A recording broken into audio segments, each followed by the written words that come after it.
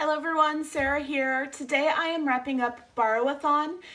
Technically I think there's one more day, but I am out of library books at this moment that I want to read. So I'm going to stop now, and I read 4 books this past week for it, and I am very pleased with that.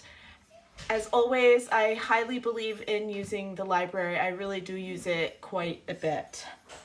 So let me go over the books with you. The first 2 books that I read, I've actually already returned to the library because they were due back. The first one is 7 Minutes in Heaven by Eloisa James. So I'm going to show you the pictures here. This is, I want to say, the 3rd book in the Desperate Duchesses by the Numbers series, something like that. She's kind of an auto-read author for me, left over from my historical romance reading days, and this one was actually, for a while there, her books were not so good. This one I really did enjoy though. She writes incredibly precocious children, and it was all kind of fun and enjoyable, but she does, like, beware, write a bit on the steamy side. So that's that. Second book that I read was Good in Bed by Jennifer Weiner. This is an old book, and this was actually almost, I don't know, almost nostalgic for me because it was set in the late 90s when I was a teenager. So I kind of like got to think back to how relaxing that time was without all the technology that we have nowadays. But anyway, this fall is a woman's fiction chick lit novel featuring a plus-sized heroine named Canny. Her and her boyfriend are taking a break, and he very publicly writes a story about her for a magazine about loving a larger woman, and it kind of goes from there.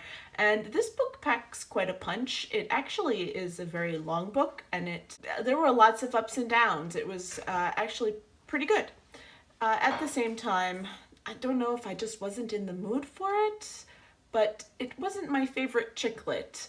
The nostalgic twists and all of that was nice, but other than that, I mean, it was just okay, and I gave it 3 stars. Then I finished Long May She Reign by Rhiannon Thomas.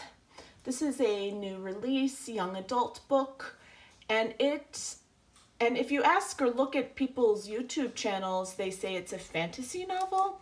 But going into it as a fantasy novel would kind of be doing yourself a disservice because it's more of a murder mystery than it is a typical fantasy.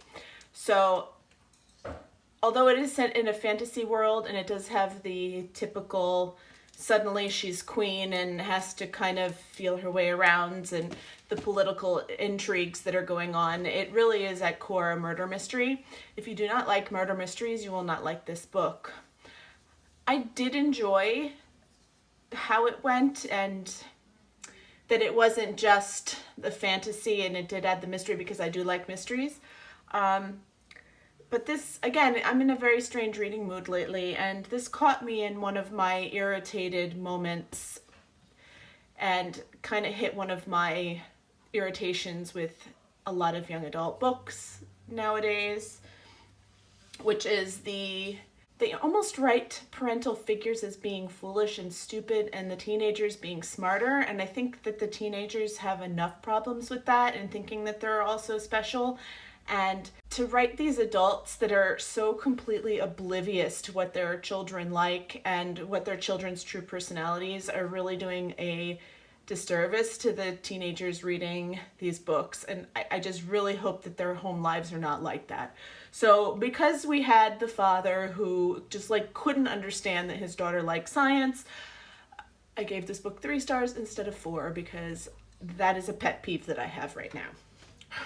And then I just finished up the latest tea shop mystery book, Pico Most Poison by Laura Childs. She writes several different cozy mystery series. This is the only one that I read because it is set in a tea shop, and I love tea, and I want this tea shop to exist in real life. This is my problem. It doesn't really exist, and I really, really, really, really want it to. Our protagonist is Theodosia, and she is an amateur sleuth, basically. And she does have friends on the police force, and she is highly connected in Charleston, South Carolina's society. That's where it takes place, in Charleston. And I just love every inch of these books. Again, for a few of them were like a little more subpar, but this one brought it up to speed again. I loved it. It was a lot of fun. Also with each of these books, at the end, or she includes recipes that they talk about from the book. They also, she also puts ideas for different tea parties that you could have, other tea resources in the back, including online purveyors of tea. Of course, the top one that she uses is my favorite place to purchase tea, which is Adagio. And so overall, these are very fun books. But let me tell you, I would not pay $26 for this. Let me just throw that out there.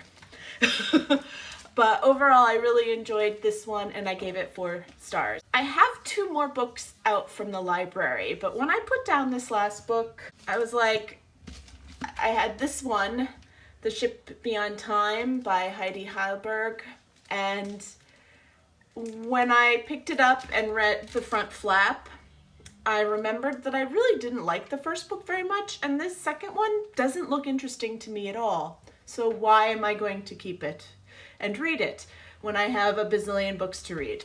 I'm not. So I'm going to send this back to the library and let the next person in the list get it. And then the last book that I have out from the library, I did not expect to be quite what it is. So I picked up New York 2140, and this book is by Kim Stanley Robinson, and I saw it on someone's YouTube channel, one of the science fiction people, I think, and she made it sound very, very good.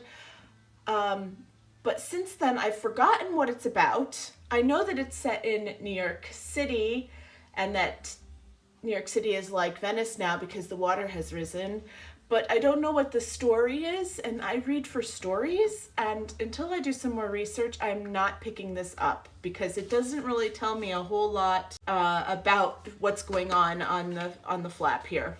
And it is a very huge book. It is over 600 pages long. So I'm going to keep this aside for a little bit because I have it until the 12th. So maybe I will pick it up once I've done a bit more research and looked at it a little bit more, but I'm not going to pick it up right now. So that is essentially my wrap up for Borrowathon, and it was a very good week. As for sprints, they did sprints and things. I don't know how well attended they were. I was kind of busy and I really couldn't do some of the sprints, but you know, it was a pretty active week, so it was decently well run, and I do use my library, so I will try to participate next time as well. And that's all I've got for now, so I'll talk to you guys later. Bye.